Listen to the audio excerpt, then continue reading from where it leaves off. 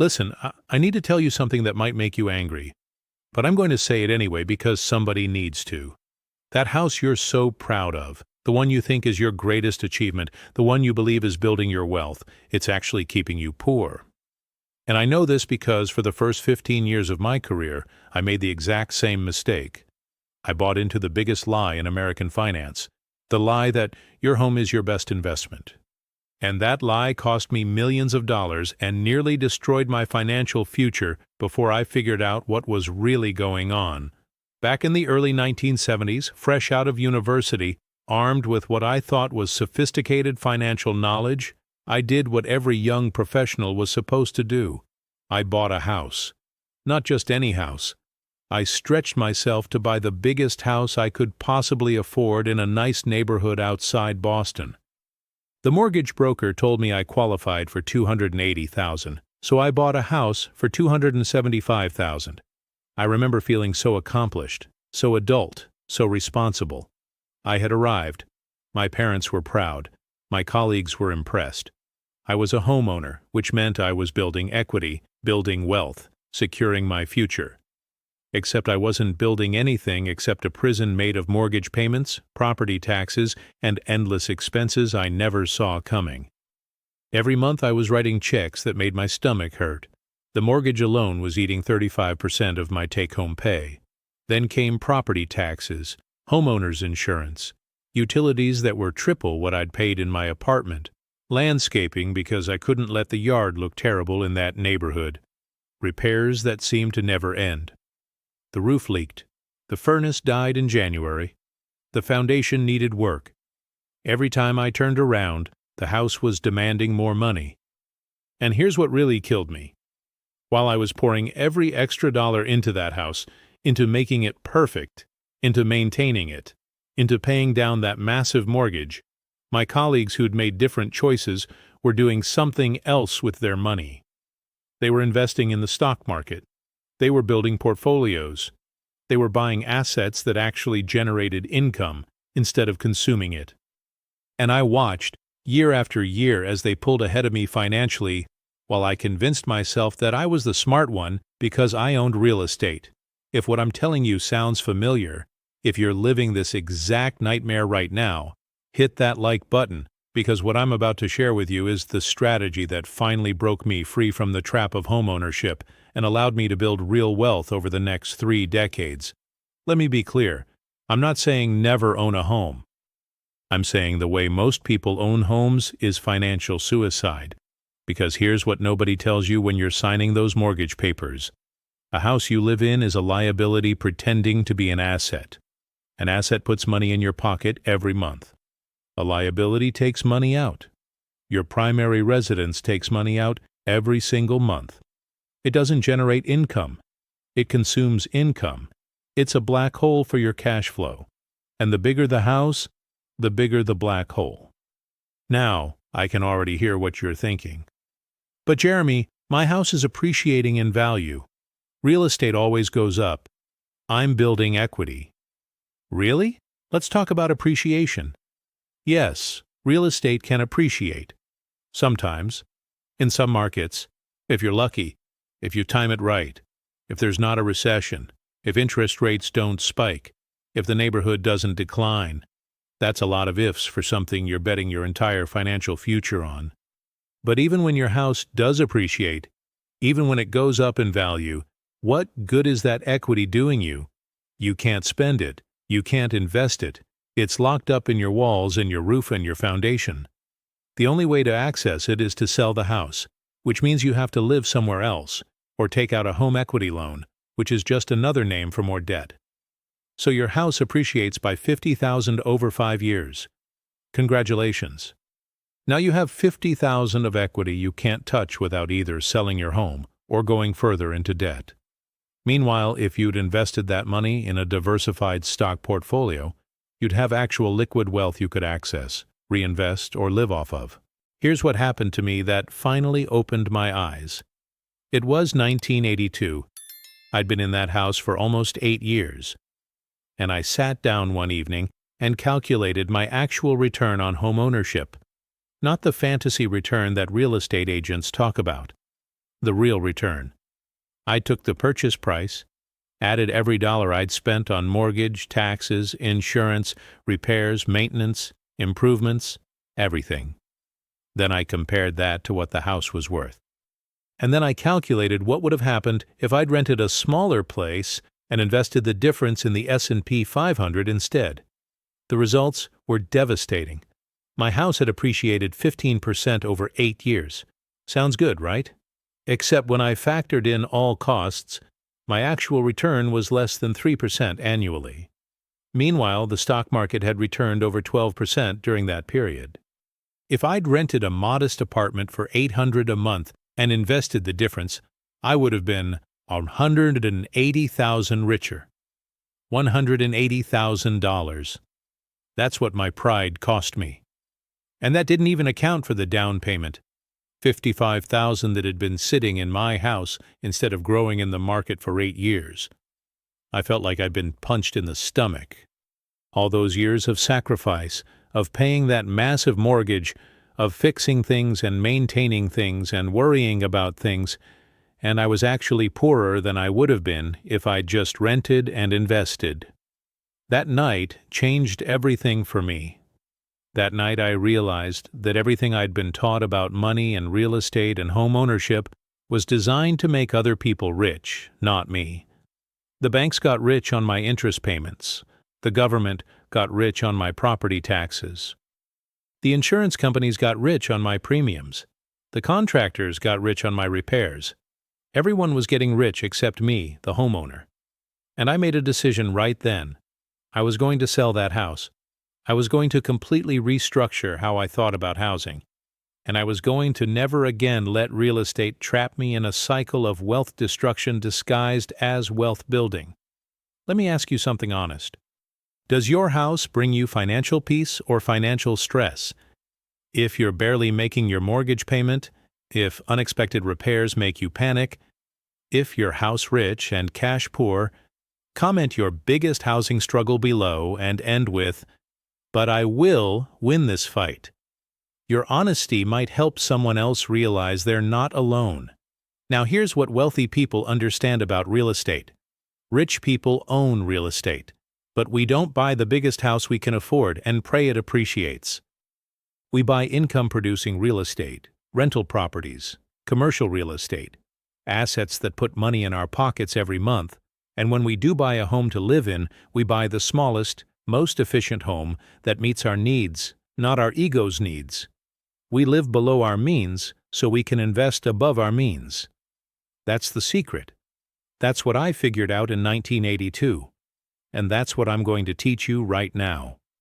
I'm going to give you the exact 7-step plan I used to break free from the trap of homeownership and start building real financial security. This isn't theory. This is exactly what I did, refined over 40 years. Each step has a specific timeline. You'll know exactly what to do this month, in 3 months, in 6 months, and where you need to be by year-end. But understand this before we start. This plan requires hard choices. It requires you to prioritize wealth over ego. It requires you to value financial freedom over impressing neighbors. If you're not ready for that, you can stop watching now. But if you're ready to break free, if you're ready to stop letting your house keep you poor, pay attention because this will change your financial life forever. Step 1 starts this month, and it's the most important decision you'll make in this entire process. Step 1 is getting brutally honest about your actual housing costs, not what you think you're spending. Not what you tell people you're spending. What you're actually spending. And I want you to track every single dollar for the next 30 days. Mortgage or rent, property taxes, homeowner's insurance, utilities including gas, electric, water, sewer, trash, internet, phone if you have a landline, any HOA fees, landscaping and lawn care, regular maintenance like air filter changes and gutter cleaning, any repairs no matter how small, improvements and renovations, furniture and decor, cleaning services or supplies, pest control, security systems, anything and everything related to your housing. Write it all down. Every dollar. And here's the part most people don't want to do. but absolutely must. At the end of 30 days, I want you to multiply your total monthly housing costs by 12 to get your annual number. Then I want you to divide that by your gross annual income. That percentage is what your housing is really costing you. And I'm willing to bet for most of you watching this, that number is going to shock you. You're probably spending 40, 50, maybe even 60% of your gross income on housing. That's insane. That's wealth destruction. The general rule is housing should cost no more than 28% of your gross income. And honestly, if you want to build serious wealth, it should be closer to 20%. But most Americans are nowhere near that. They're drowning in housing costs and wondering why they can't get ahead. This first step is about facing reality. You can't fix a problem you won't acknowledge. So track every dollar, face the truth, and prepare yourself for what comes next. Step 2 happens in month 2, and this is where you're going to calculate your opportunity cost. This is what I did in 1982 that changed everything for me. You're going to figure out exactly how much wealth you're sacrificing by having your money locked up in your housing instead of invested in assets that actually grow. Here's how you do this. Take your total annual housing costs from step 1. Now, imagine you could cut that number in half. Maybe you downsize to a smaller house. Maybe you move to a less expensive area. Maybe you sell and rent instead. Whatever it takes, imagine cutting your housing costs in half. Take that difference, the amount you'd save every month, and run it through a compound interest calculator. Use a conservative 10% annual return, which is what the S&P 500 has averaged over the long term. Now calculate what that monthly investment would be worth in 10 years, 20 years, 30 years. That number you're looking at, that's your opportunity cost. That's the wealth you're giving up by keeping your money trapped in an oversized house. For most people, that number is going to be somewhere between $500,000 and $2 million over their working lifetime. That's not my opinion. That's mathematics. Every month you stay in a house that's eating 40 or 50% of your income, you're choosing that house over retirement security. You're choosing that house over financial independence. You're choosing that house over generational wealth for your children. And here's what makes it even worse. While you're sacrificing all that potential wealth, your house is demanding more from you. Roofs need replacing. HVAC systems fail. Appliances die. And each of those expenses is money that could have been invested, money that could have been compounding, money that could have been building your actual net worth instead of just maintaining your lifestyle. This step is painful. I know because I lived through it.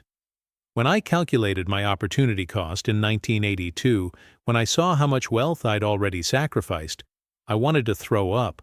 But that pain is what motivated me to take action. That pain is what pushed me to make the hard choices that eventually made me wealthy. So calculate your opportunity cost. Feel that pain, and use it as fuel for what comes next. Step 3 begins in month 3, and this is where the rubber meets the road. You're going to make a decision about your housing situation. Based on what you learned in steps 1 and 2, based on facing the truth about your costs and your opportunity cost, you need to decide if you're staying or going. And let me be clear about something. There's no shame in either decision as long as it's an informed decision based on mathematics, not emotion. If you're going to stay in your current house, you need to commit to aggressively paying down that mortgage while simultaneously building your investment portfolio. That means every extra dollar, every bonus, every tax refund goes toward either the principal on your mortgage or your brokerage account. No more renovations unless something is actually broken. No more upgrades. No more keeping up with the neighbors. You're on a mission now, and that mission is building wealth, not maintaining appearances. But here's what I recommend for most people, especially if your housing costs are over 30% of your gross income. Sell. Downsize. Move to a less expensive area. Rent if that makes more sense. I know that's hard to hear. I know you've got emotional attachment to your house. I know you've put work into it. I know your kids grew up there. I understand all of that, but your emotions don't pay for your retirement. Your emotions don't put food on the table when you're 75 and can't work anymore. Mathematics pays for retirement, and the mathematics are screaming at you to get out of that house. When I made this decision in 1983, I sold my house and moved into a rental apartment that cost me $950 a month. My friends thought I was crazy. My family was embarrassed. Here I was, a successful investment professional, living in a rental like some college kid. But you know what I wasn't? I wasn't house poor anymore. I wasn't stressed about mortgage payments. I wasn't worried about the roof or the furnace or the foundation. And most importantly, I had $2,800 extra every single month to invest in the stock market. That's $33,600 a year, going straight into assets that actually generated returns. Do you know what $33,600 invested annually for 30 years becomes at 10%? Over $6 million. $6 million. That's what I gained by letting go of my ego and my attachment to homeownership. That's what's possible when you prioritize wealth over status. Subscribe to this channel if you want strategies based on 50 years of real market experience. I break down one major wealth principle every week that actually works in the real world, not in theory. Now, Step 4 happens in months 4 through 6, and this is where you execute your decision from Step 3. If you're selling, list your house. Price it competitively. Don't get emotional about what you think it's worth. Price it to sell within 60 days. Work with a good real estate agent who understands the market. And when you get offers, take the best one and move forward. Don't second guess. Don't wait for a better offer. Make the decision and execute. If you're downsizing to a smaller house, focus on finding something that costs 50% or less of what you're paying now in total housing costs. Not just mortgage, but total costs including taxes, insurance, utilities, everything. And I want you to avoid the temptation to upgrade just because you can. Buy the smallest house that meets your actual needs. 3 bedrooms instead of 5. 1,500 square feet instead of 3,000. 1 bathroom per person maximum. You don't need a media room. You don't need a formal dining room. You don't need a 3-car garage. You need shelter. Everything else is luxury that's costing you your financial future. If you're renting, same rules apply. Find something clean, safe, and affordable. Don't rent the luxury apartment because it has granite countertops and stainless steel appliances. Rent the place that lets you save 40% of your income. And here's something most people don't consider. Factor in commute time and cost. If you can rent closer to work and eliminate a long commute, that's not just saving you money on gas and car maintenance. That's giving you back hours of your life every week. Time you can use to build a side business, learn new skills, or just be with your family. Time is money, and a shorter commute is worth paying a little more in rent if it significantly improves your quality of life. But the key in this step is speed. Don't drag this out. Don't keep analyzing. You've done the math. You know what you need to do. Now execute. The longer you wait, the more money you're bleeding, the more opportunity you're missing. Every month you delay is costing you thousands of dollars in potential investment returns. Step 5 starts in month 7, and this is the most critical step in the entire process. This is where you take all that money you're saving on housing and you deploy it into wealth-building assets. Not someday. Not when you feel comfortable. Now. As soon as you've reduced your housing costs, that difference between what you were spending and what you're spending now goes straight into investments. Here's exactly how to do this. Open a brokerage account if you don't have one already. I recommend a low-cost provider like Vanguard, Fidelity, or Charles Schwab. Set up automatic monthly transfers from your checking account to your brokerage account. Automate this. Don't rely on discipline. Discipline fails. Automation works. And here's your investment strategy. Simple, boring, and effective. Put 60% into a total U.S. stock market index fund. Put 25% into a total international stock market index fund. Put 15% into a total bond market index fund. That's it. No individual stocks. No crypto. No gold. No commodities.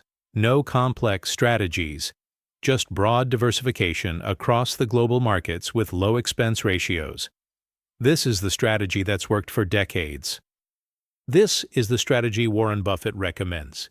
This is the strategy I've used to build wealth. And here's why it works. When you own the total market, you own thousands of companies. When the economy grows, you grow with it. You're not betting on individual companies. You're betting on human innovation, productivity, and economic progress over time. And over long-time horizons, that bet has always paid off. Your only job is to keep investing consistently, month after month, year after year, regardless of what the market is doing. Market goes up, keep investing. Market goes down, keep investing. Actually, when the market goes down, you should be excited because you're buying stocks on sale. Most people do the opposite. They get scared when prices drop and excited when prices rise. That's how you stay poor. Rich people buy low and sell high. Poor people buy high and sell low. Be smart about this. Step 6 happens in months 8 through 10. And this is where you optimize and refine your strategy. Now that you've been investing for a few months, you're going to review your spending and find additional money to invest. Go through your bank statements line by line. Look for subscriptions you don't use. Look for recurring expenses that don't add value. Look for ways to cut another $200, $300, $500 a month from your spending. And here's what most people miss. Small amounts compound into massive amounts over time. If you can find an extra $300 a month to invest, that's $3,600 a year. Over 30 years at 10%, that's over $650,000. Most people think $300 a month doesn't matter, but $650,000 at retirement, that matters. That's the difference between retiring comfortably and working until you drop dead. So find that extra money and invest it. Also in this step, you're going to increase your income. Get a raise at work. Start a side business. Sell things you don't need. Do freelance work. Drive for Uber on weekends. I don't care how you do it, but find a way to make an extra $500 to $1,000 a month and invest all of it. When I was building my wealth in the 1980s, I worked 70 hours a week. I took every opportunity to earn more. I didn't go on fancy vacations. I didn't buy expensive toys. I invested every extra dollar because I understood compound interest, and I understood that my 30s and 40s were my wealth-building decades. You can relax when you're rich. Right now, you need to hustle. Share this video with someone who needs to hear it. Sometimes, the best thing you can do for someone is give them the right information at the right time. Step 7 is months 11 and 12, and this is where you commit to the long term. You've reduced your housing costs. You've automated your investments. You've cut unnecessary spending. You've increased your income. Now you need to commit to doing this for the next 20 to 30 years, because here's the truth about wealth building. It's boring. It's repetitive. It's unglamorous. You're not going to get rich quick. You're not going to double your money overnight. You're going to slowly, steadily, consistently build wealth over decades. And most people can't do it because they lack patience. They get bored. They want excitement. They start chasing returns. They buy individual stocks. They get into crypto. They try to time the market. And they lose money. Don't be most people. Stick to the plan. Keep your housing costs low. Keep investing consistently. Keep increasing your income. Keep reducing your spending. Do this for 30 years and you'll retire with multiple millions of dollars. That's not a guess. That's mathematics. A person who invests $2,000 a month for 30 years at 10% will have over $4.5 million. That's real financial security. That's generational wealth. That's freedom. But you have to stay disciplined. You have to ignore the noise. You have to trust the process even when it feels like it's not working, because compound interest doesn't really kick in until year 15 or 20. The first decade feels slow, but the last decade, that's where the magic happens. That's where you go from maybe 500,000 to 2 million, from 2 million to 4 million. The curve goes exponential, but only if you stick with it long enough to see it. Let me tell you what happened to me. After I sold my house in 1983 and started investing aggressively, the first 5 years were hard. I was living in a small apartment. I was driving an old car. I was watching my friends buy bigger houses and nicer things, and I questioned my decision constantly. Was I making a mistake? Was I sacrificing my quality of life for nothing?